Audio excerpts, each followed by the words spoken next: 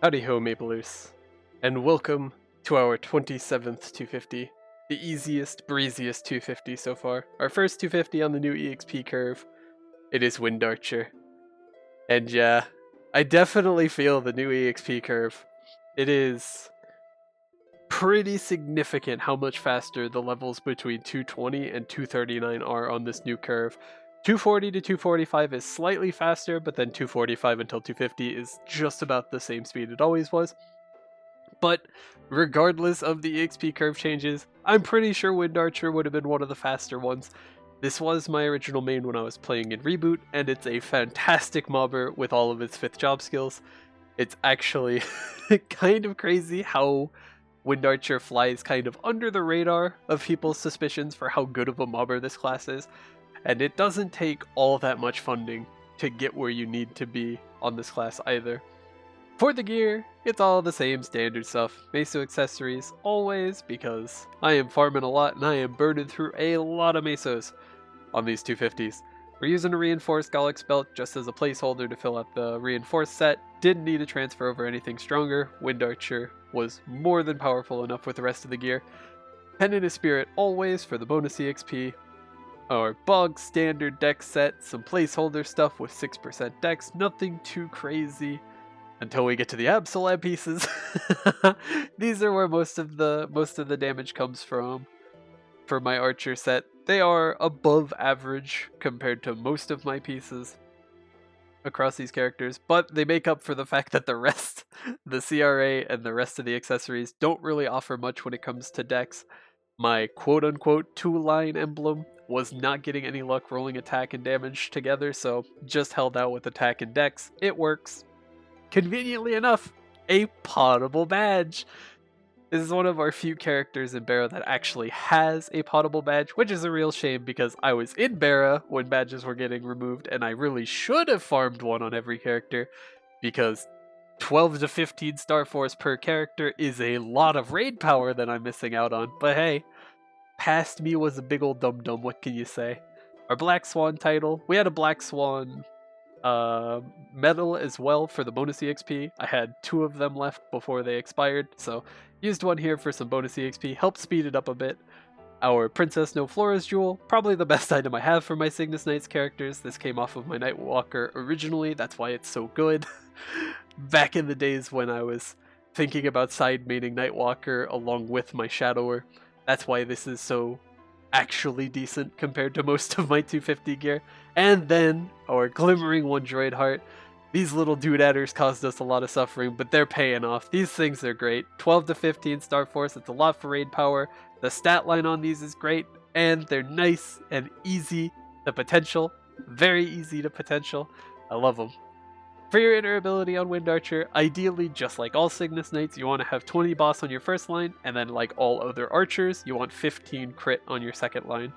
But since we're just training to 250, I rolled 20% drop rate on my inner, so I stuck with that. I was hoping to get Meso, but when I first started rolling, when I started this character, drop rate was what I got with only like 50k honor left, so I just settled with it.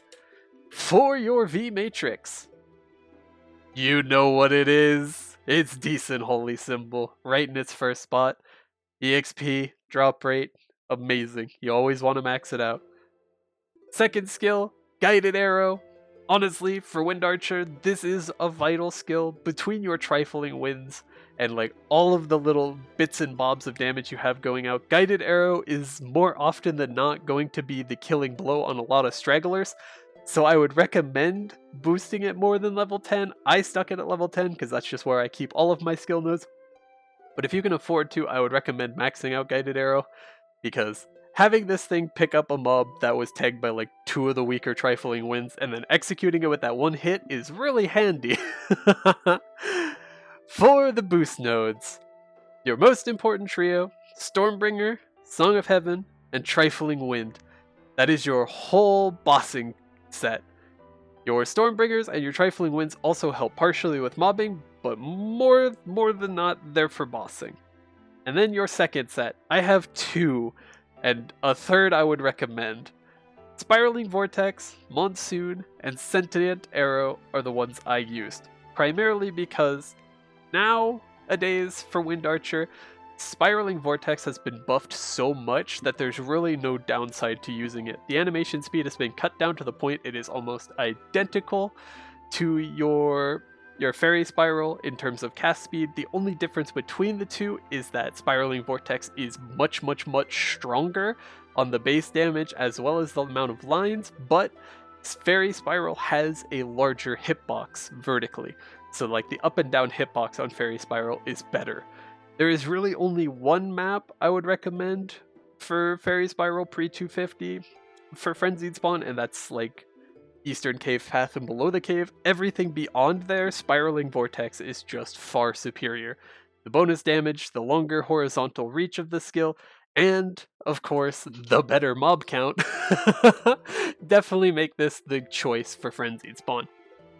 Sentient Arrow, you want to boost this, especially in reg servers. If you're in Reboot, I would honestly say don't boost Sentient Arrow at all. Instead, swap out Sentient Arrow for Fairy Spiral, then you can avoid this problem altogether. But Sentient Arrow is really only used for Frenzied Spawn farming because Wind Archer, outside of its 5th job skills, does not really have a way to keep up with Frenzied Spawn speeds. For Reboot, since Kishin and Wild Totem have a 4-second spawn instead of a 1-second spawn, or like a 1.5-second spawn with server lag, it's much easier to clear a map and get back to the start of your rotation without missing out on mob kills by just using Spiraling Vortex or Fairy Spiral in conjunction with your 5th job skills. That's not really the case for Frenzied Spawn. On Frenzied Spawn, Sentient Arrow is about the only consistent way to keep up with Frenzied Spawn. It's very, very good, but it has the problem. This is a key down skill with a limited uptime. As well, if you want to move this up or down, you have to double tap your arrow keys. So you're gonna be spamming your arrow keys like a DDR champion to get this thing around the map. It's definitely not the most relaxing way to play the class, but it does put out the best EXP rates on Frenzied Spawn. For the other trio I had, this was my original trio because this is what I used back in Reboot. It's Spiraling Vortex, Fairy Spiral, and Monsoon. This is what I would recommend for Reboot players because realistically, you're not going to use Sentient Arrow all that much on Frenzied Spawn or on non-Frenzied Spawn. And Fairy Spiral is a skill you want to have boosted because the base damage big sucks. It needs the boost final damage. And it does have those niche uses where the bigger hitbox is very, very important, especially past 250 for Reboot. For your V skills, they're all good. They seriously, they're all good. You've got Howling Gale, which is a 2-part skill. It gives you 1, you cast the skill like normal, it consumes 1 wind energy, you get this nice small tornado that lasts for 10 seconds, does 400% damage, hits 3 times, and it moves throughout the map. Pretty darn good. This is pretty much your main mobbing skill from your 5th job. This is up so frequently because it lasts for 10 seconds, and the charge time for every new one is only 20 seconds. So if you have 2 charges, that means by the time you've used your 2nd charge, you have another charge then coming up. It's very, very good. Now if you use it while holding your down key, it consumes both wind charges, and it gives you a much larger tornado. A much larger tornado. That hits more mobs, does way more damage, and hits the same amount of lines. Primarily, I used the double tornado for everything CLP and above, because this skill kind of gets relegated to your loot cycle if you're using Sentient Arrow farming on Frenzied Spawn. You kind of don't have a real way to throw this thing in to improve your mob coverage on Frenzied Spawn once you're into like CLP and Celis. So it kind of gets relegated in that. It also has the problem, it's not like Pathfinder's Tornado. Although it may seem similar and the animations are very close to each other, like a palette swap version of each other, there is no way for you to control this stupid skill. This thing purely goes on its own whims. Its movement is dictated by where the closest mob is to it. That means, more often than not, you're going to throw this skill down, and it's going to go the exact opposite way you want it to. So you have to play around this skill reactively, because you cannot reliably set this up to mob in a direction you want it to go. It's just gonna go wherever there's the most mobs for it to hit, which usually isn't the greatest. But you get used to it. It's still an amazing skill. It has a fantastic uptime for a 5th job mobbing skill. It's only got that one real problem. Also, it falls off of platforms, like, seriously falls off of platforms, like it's trying to fall off platforms. It's actually detrimental in Arcana, because if you're training in any of the river maps, this thing's just gonna fast track its way into the river and waste its entire uptime. It feels awful in Arcana. Everywhere else, though, it's pretty okay. You just have to learn to work around its bad AI. For your 2nd V skill, actually this is your 3rd or 4th V, you've got Vortex Sphere. Boy howdy. Okay, this skill is actually giga overpowered. It's so absurd how goddamn good Vortex Sphere is at mobbing. It has the potential to be just as cracked at bossing, but the problem with it is, unlike Tornado, it doesn't slow down when it hits a boss. It just keeps on moving at its set speed, so you're not often going to get as many hits out of this on a boss as you would ideally like to. But for mobbing, this skill is unbelievably good. This skill will single-handedly clear an entire map on Frenzied Spawn multiple times as it slowly meanders through the map. Not to mention its ginormous hitbox. It's got an even bigger hitbox. Every few seconds, it will just pull mobs into it from around the map. It will literally pull the mobs from wherever they were at, just yoink, pull them down into it, and just obliterate them as it's slowly moving through the map. It's absurdly fun to use, it looks really cool, and this skill does a ton of damage. For the Magnus statue for coin capping, this thing was trucking out damage. If it could get to a position where it's hitting the boss for at least like a second and a half, this thing does more than its fair share of damage for bossing. It's really, really nice. And then you've got Merciless Winds. This skill's just outright amazing. It's good for bossing, it's good for mobbing, it's got a very, very low cooldown, and it does a ton of damage. It hits like all the checkboxes for being a good skill. You pretty much want to be using this on cooldown for bossing and for mobbing until you start transitioning into sentient arrow training at the later levels. This is going to be used off cooldown there as well. It has a very large range where it can seek out targets, and since it does a lot of damage, it's more than likely going to one-shot those targets. Fantastic skill.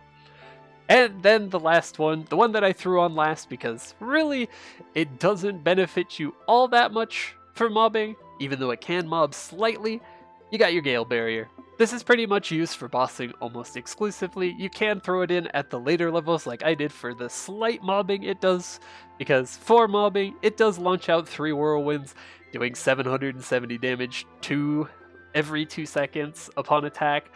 So it can mob, but it's like supplementary to your supplementary mobbing skills. Like Guided Arrow and Trifling Winds are doing more mobbing than this, and these two just don't mob very much if you're not super funded. So I would say throw it on if you have the space. For bossing, you always want this on because it will keep you alive through percent HP damages, so you won't get one shot. It's very, very good for that. And overall, it's a handy dandy skill on a 90-second cooldown. This thing's really good for loot timers, and that's kind of what I used it for in a few instances. But it's an okay mobbing skill, just not something I would recommend throwing on super early on. And then Phalanx Charge. I think this is the first Cygnus Night where I actually put this on because I wanted to.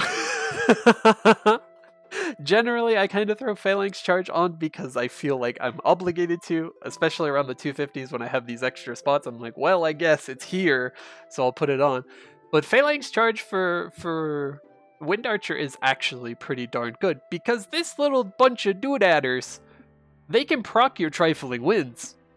That's actually really nice. Because these things last for 55 attacks or 30 seconds, whichever comes first, that means they will have 55 instances where they're proccing your Trifling Winds. So if this guy is up while you're doing a loot cycle, you don't have to be attacking at all. You'll still be proccing Trifling Winds and hitting mobs near you while you're doing a loot cycle. it's actually really handy. As well, there's one rotation with MTS3 where Phalanx Charge and your tornadoes control the entire bottom floor of the map, where you just never go down to the bottom. Unfortunately, the Spanish Mafia is still controlling MTS3, so I wasn't ever able to test the rotation that much, but it does look very interesting, because between Phalanx Charge, your Howling Gale, and your Vortex Sphere, I feel like this rotation for MTS3 would be pretty darn good, and you would never have to touch the bottom floor. You could just hop, skip, and jump between the top platforms. It's very handy. Not something I would throw on immediately, but definitely something I would put on if you don't have anything specific to throw on, like a boost node or a decent skill. And then, of course, True Arachnid Reflection. You get it for completing the Will storyline. Good mobbing, good bossing. Throw it on as soon as you get it, or as soon as you find a spot. And, of course, Character Building 1. You always want it. It's the best EXP node there is for the special nodes. This thing procs more often than the Rune one, so it's the no-brainer choice. For your training, Wind Archer, before you get into like the 230s, is actually a much more active, jump around, use all of your abilities on cooldown kind of trainer before it devolves into just using Sentient Arrow as much as humanly possible. For 200 until 205, as always, it would seem, they're still the best maps in Vanishing Journey. Eastern Cave Path and Below the Cave. This is the map where I would recommend using Fairy Spiral, because when you're flash jumping, you can flash jump and attack over the little lantern doodadders with Vortex Spiral if you're attacking at the apex of your jump, where if you're attacking at the apex of your jump with Fairy Spiral, you do not. So if you flash jump and attack quickly, go ahead and use Vortex. If you're trying to get the maximum height to tag every mob possible, then use Fairy Spiral. For the rotation, literally you just get to this right side, toss a tornado, flash jump back. If you have a Lucid Soul, I would recommend dropping it on the right side with your tornado. You'll get back, tornado's still going about its thing, it'll expire, then you just throw your second tornado, and here goes the tornado following you where it ideally wants to go, but not where I would like it to go. And you just flash jump through the map. Use Vortex Sphere on cooldown, because this little dude, even though it moves really slow through this map, is still going to cover the entire section of the map it's currently moving through. It's absurdly good as a mobbing skill, and these levels blow by super quick. Especially with the new EXP curve. Early levels are not going to take very long, like at all. I was into 225 on my first day of Wind Archer. But for 205 until 215, it's the Hidden Research Train again. This is probably the best map in Reverse City. It's got a very good setup. If you have a Lucid Soul, drop it on the left side. If not, you don't have to worry, because this revolves around mostly just flash jumping and using Spiral Vortex. If you don't have the Arcane Force to train in the Hidden Research Train, I would recommend T-Boy's Research Train 1, because that is literally the same layout except all small platforms. So just flash jumping through and using your Spiraling Vortex will clear the entire map. For this, just toss out Merciless Winds on either the left side or in the middle below those tall platforms, and that'll clear them. Throw your tornado to whatever side of the map you're not on, or let the tornado decide which side of the map you're not on, because we don't tell the tornado what to do. And then off cooldown, as always, throw Vortex Sphere. It's absurdly good as a mobbing skill. Just make sure you're not overlapping wherever the Vortex Sphere is, and these levels are going to fly by. Wind Archer's EXP rates are actually very, very good for an Archer class. Like, this is pushing Pathfinder and Adele levels of EXP rates on a much older class. You definitely don't see that every day. But for 215 until 225, or until 220, because I do have a Lachlan recommendation, it's a Hidden Iliad Field. There are two ways to train in Hidden Iliad Field. I would recommend using the Vortex Spiral, because if you go the Sentient Arrow route, you're just setting yourself up for more Sentient Arrow training in the future. All you do is move this dude in a circle. It gets boring, and you're going to be doing a lot of that at the later levels, so while you can, flash jump around, have some fun, use all your abilities, and the EXP rates aren't that much different. Flash jump along the bottom using Spiraling Vortex, you're going to be able to double plat and then use your Vortex Sphere on cooldown. While Vortex Sphere is slowly moving through the map, toss down a tornado and then stay in between the two of them. This is effectively as close to full map clearing as you're going to get with Wind Archer. Every time you have your Vortex, or not your Vortex, every time your Tornado expires, drop a new one. If you don't have it, drop out Merciless Winds, throw in your Hyper skill if you need to, but you're pretty much going to be overkilling this map by quite a bit if you're strong enough that your Sentient Arrow and your Trifling Winds are tagging the top mobs. The EXP rates are in between like 85 and 95 bill per hour, which is beyond absurd for a 215 map, but it's actually quite fun. Like this map, HIF and Rev 3 were the last areas where I was using Spiraling Vortex as my main mobbing skill, and I kind of miss it. I did a little bit of Spiraling Vortex training in Celis when I first got to the area because I wasn't quite one-shotting with my Sentient Arrow, but the EXP rates in the later levels definitely fall off a cliff more if you're using Spiraling Vortex for Frenzied Spawn. But my last recommendation for 220 until 230, and I would definitely recommend 230 because I'm not a fan of Arcana at all on this character. Having the Tornado fall into the river with nothing you can do about it kinda big sucks. But Rev 3, I knew I'd somehow make it back to this map one day. The XP rates here are slightly better than HIF, but it is a much more popular map. Despite how old the map is and despite how good HIF is, Rev 3 still holds its head high on the popularity charts. If you have a Lucid Soul, drop her on the house as always, but this is definitely a character where you do not need that Lucid Soul.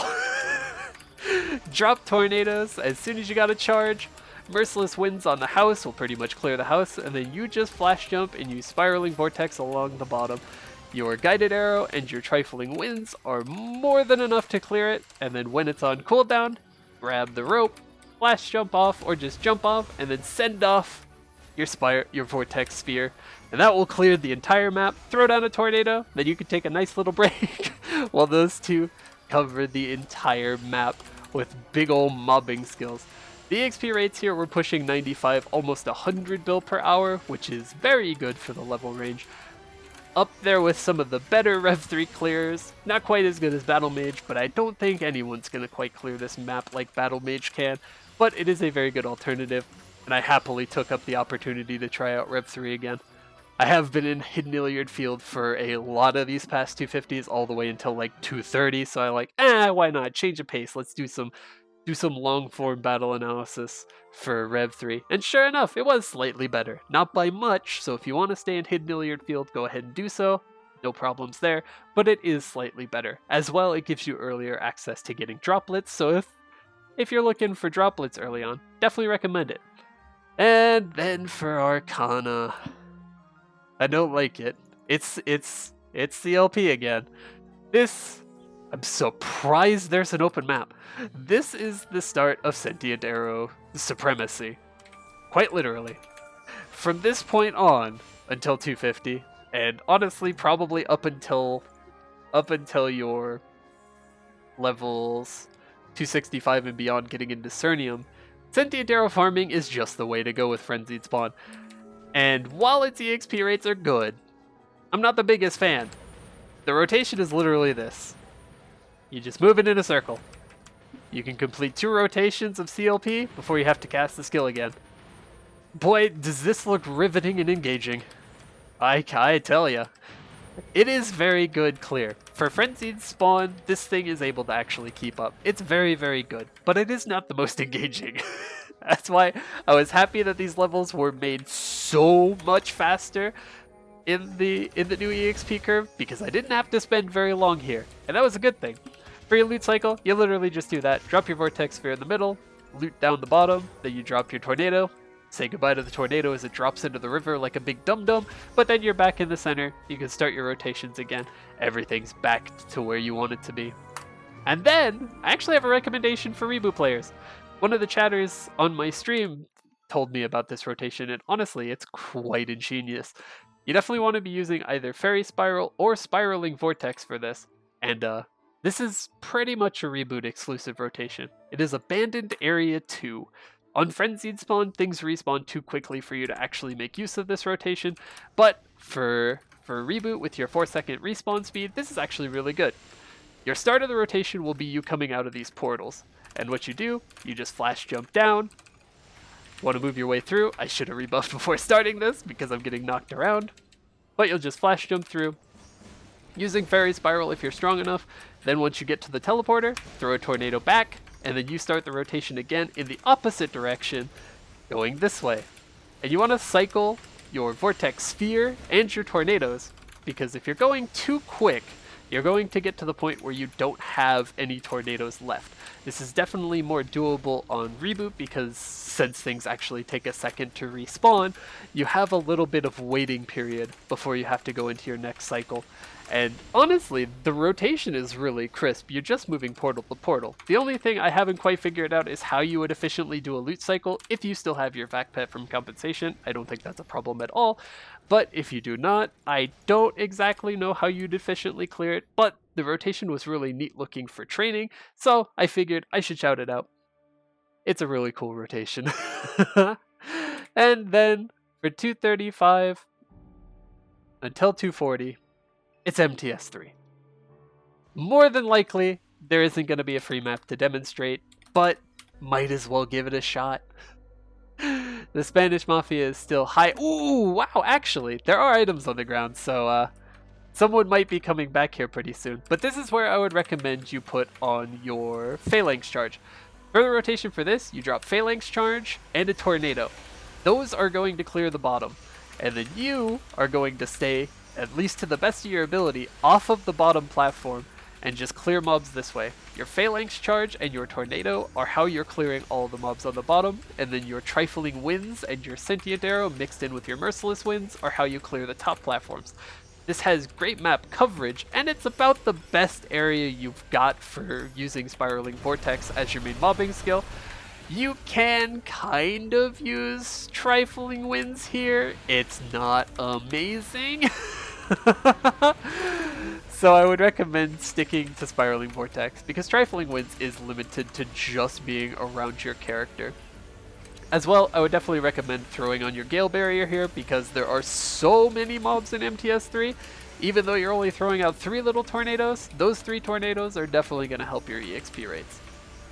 And then just drop down to the bottom whenever you need to loot, about every minute and a half or so. Going to be using your Vortex Sphere and your tornadoes on cooldown whenever you have them. The mob kill uptime is very, very high. It's quite the hectic training rotation, but it's about the best one Wind Archer has for Esfera, and the EXP rates were really good from what I was seeing. Again, I haven't been able to do extensive testing here, but from my 2 hours that I was able to, it was posting about 105 to 110 bill per hour. That's not the greatest range. I'd like to narrow it down to a more specific number, but that would have required more access to the map, which the Spanish Mafia definitely doesn't leave for very long. But at 240 until 250, you've got Celis, probably my favorite area in the game currently. It's got the best BGMs, it's got the best training maps. I love everything about this place. You've got 2 options. One of them I'd recommend, the other one is just an option. PD4 is the one I would recommend. Who saw that coming? This is my preferred training map for Wind Archer and Celis, and it is the more active of the 2. For this, you're definitely going to be using Sentient Arrow as your main mobbing skill, so just move your keys around so it's comfortable to do so. For this rotation, you are going to be moving your Sentient Arrow around you in a horseshoe shape, because you cannot cover a gap by moving left or right with this. You have to go up or down. And ideally, you want to start it on the left side of you, because on the left side of you, this top left platform is short enough that Sentient Arrow is able to hit it. You cannot do the same on this right platform. So on the right platform is where you drop your Lucid Soul, or your Will Skill, whichever one you have. And then you quite literally just move this around your character in a horseshoe pattern. And it is absurd how good the EXP is. Unbelievably good. I was almost getting 140 bill per hour in this map. That is bonkers for Celis EXP rates. That is due in large part to the EXP changes that were pushed through with the new EXP curve adjustment, where mobs that you are within 2 levels of give you 20% bonus EXP. For the earlier levels in this map, I was pushing 130 bill, but towards the later levels, I was definitely pushing closer to the 140 bill mark, and it is absurd how good it is. Your loot cycle is quite literally just throwing Vortex Sphere, dropping your Phalanx Charge when you're at the bottom, walking to the side, turning around, and then dropping your level 2 Tornado before you return to your cycle. Now this is quite active on your fingers, because to move this little tornado up and down non-stop is pretty much playing DDR non-stop while you're training. It can get tiring on the fingers, so if you have access to a controller with a D-pad, I would highly recommend training that way. It's much easier to press a D-pad up twice than to spam your up arrow key, but if you're not into all that active fancy schmancy farming, there's always the CLP part 2. The CLP of the C, SSS1. This will probably be a little harder to find than a CLP map, because this is quite popular. Effectively, it's the same rotation as CLP. Your EXP rates are slightly worse than in PD1, but it is significantly easier, because you don't have to worry about moving yourself in a horseshoe pattern. You quite literally just move Sentient Arrow around in a circle. Oh hey, we found one. Perfect. Well, there was a battle mage here. Maybe they're in a portal. But your rotation is just drop on this platform. Drop it to the left, move it around behind you, move it up to the top, and then just move it in a circle. Now you can do it this way, where you spawn it on the right side so you can clear those mobs over there, and then move it behind you, but the way I did it, I would set my Lucid Soul and my Will Skill over here on the left to tag these, and then I used those as my loot timer. It might be slightly less efficient in the long run for your EXP rates, but for my convenience of having a built-in loot timer without actually having to start a timer, it was very nice. Oh, perfect timing, Mr. Elite. Just here to ruin the day, huh? But that's effectively the training rotations I used to get to 250. PD4 was by far the best option, but it was also quite the active training method. For the bossing, for Wind Archer, it's a Hurricane class. There's not really much to say. Most of the time, you're just going to be holding down Song of Heavens, which, to be honest, I like that, because Song of Heavens is a really pretty skill. Mix that in with your Trifling Winds. Wind Archer has a lot of flash going on while you're bossing. For the bossing as well, you want to be dropping down your Tornado on cooldown, making sure you're dropping out Merciless Winds, throwing out Phalanx Charges, keeping up your Sentient Arrow, or not your Sentient Arrow, your Guided Arrows, and then just weaving those in between your Hurricanes. Surprisingly, it's actually fairly smooth. None of your animations are so long that there's a huge downtime on your Song of Heavens. Song of Heaven does, of course, still have the problem where it's an immobile hurricane, so if you ever want to move while keeping this thing up, you need to rapid fire tap your key, but it's not that much slower to rapid fire tap your key to move than to just stop and move altogether, so you get used to it very quickly in the long run. Again, I mentioned before, Vortex Sphere isn't ideal for bossing because it doesn't slow down whatsoever for bossing. If this slowed down even marginally when it tagged a boss or a mob it didn't one-shot, this thing would be absurdly good in all respects. But I think they're trying to keep this more of a mobbing tool than just a straight-up overpowered skill, because in KMS they're also buffing this, surprisingly. They're buffing the reach vertically on the pole. Right now, this thing will pull mobs from below it better than it does above it, so the buff is just going to make it so that the above and below poles are the same size, which overall, good change, but not the skill I was expecting to see buffs for Wind Archer. For bossing as well, you've got Vicious Shot, of course, the Archer common skill, which just gives you bonus crit damage for every crit rate that's exceeding 100, which is why all archers want as much crit as they can get their hands on. It's fantastic for burst. It has decent uptime, being only a 2-minute cooldown. It's a very, very good skill. Wind Archer doesn't really have the greatest burst in the universe. You can save up 2 charges of your Tornado, and that's the best burst you're gonna get, but since Vortex Sphere doesn't stay on bosses very long, since Phalanx Charge doesn't have the greatest damage per hit, most of it is coming from your Tornado, your Merciless Winds, and your Song of Heaven. It has very good consistent damage, but it doesn't have the most reliable huge burst in the universe. As well, since the Tornado likes to suicide itself off platforms, Wind Archer definitely runs into problems with Lucid when you're trying to fight phase 3, where you'll throw your tornado and it'll just meander its way off of the platform entirely, and there goes half of your bossing damage. So it's a little scuffed, but it's a pretty type of scuffed. It's a fairly old class, so that really only being its major problem is a good thing. Wind Archer, for all intents and purposes, has aged very, very gracefully as a class.